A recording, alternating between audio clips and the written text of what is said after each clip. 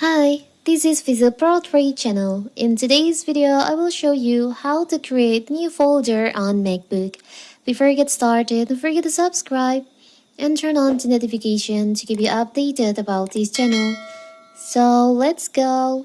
If you want a Mac with a clean desktop where all your menu files are orderly and easy to find, then you're going to have to get comfortable using folder.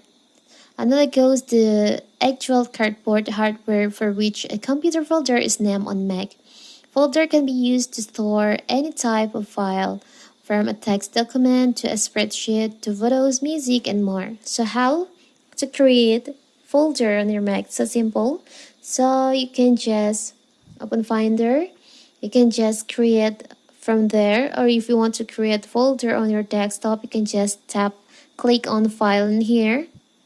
On your menu bar on the top left, there is an option New Folder. You can just click on that, and here's you have New Folder on your desktop.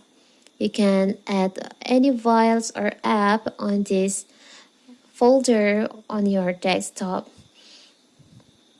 If you want to create folder on your Finder, you can also create folder on your Finder by